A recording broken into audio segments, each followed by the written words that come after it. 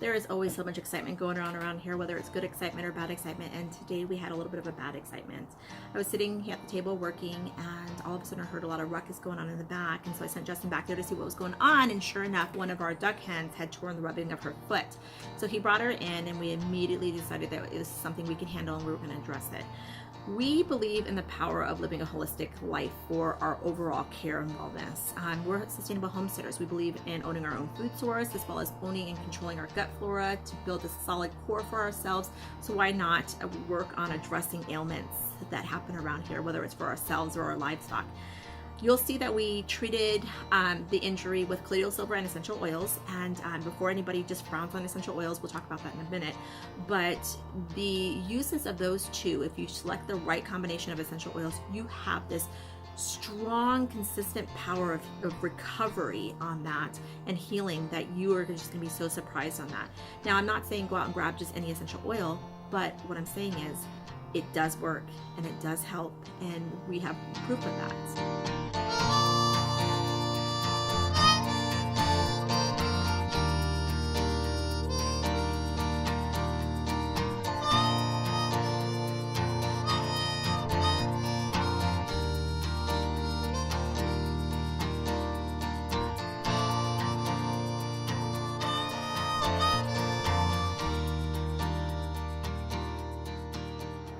So sometimes things don't end up the way that they need to be, and this little duck hen got her little webbing caught inside a pallet because we're doing the barn back there and cut her foot. You can see it right here. It's pretty bad. So she, her web's probably never going to heal. It's going to be separated like that. So this is something we're going to have to really watch out for. We'll end up banding her so we can identify her, but right now we're just going to clean it up. Okay, so we're going to go ahead and band her, and the reason why is because we want to be able to identify her so we can, number one, continue to clean it out without having to check back there with 15 other ducks, and number two, if she should actually get re-injured again, I know exactly which one it is from that point. So these bands are awesome. If you don't have any, I suggest you pick them up.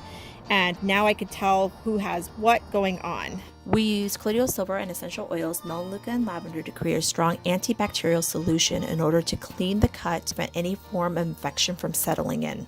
I'm going to keep her on this side with us for the next 24 hours just to change her bandage easily and just to keep an eye on her and to probably stop her from moving around so much, because once I wrap it, it's hard for them to move around anyways, and we want to make it as easy for her as possible.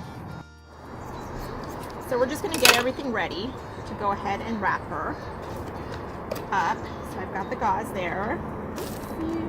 Got the gauze there.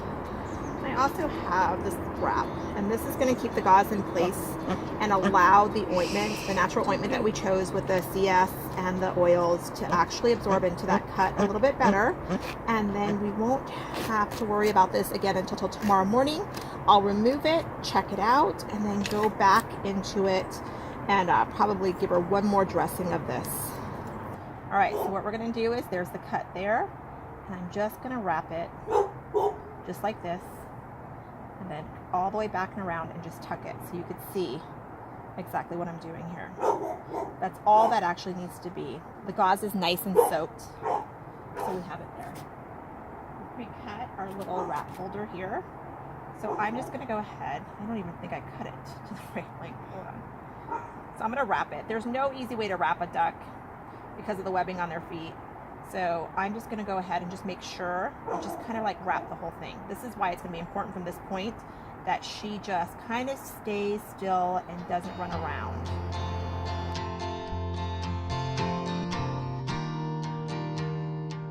Ducks poop when they're nervous. Like really gross.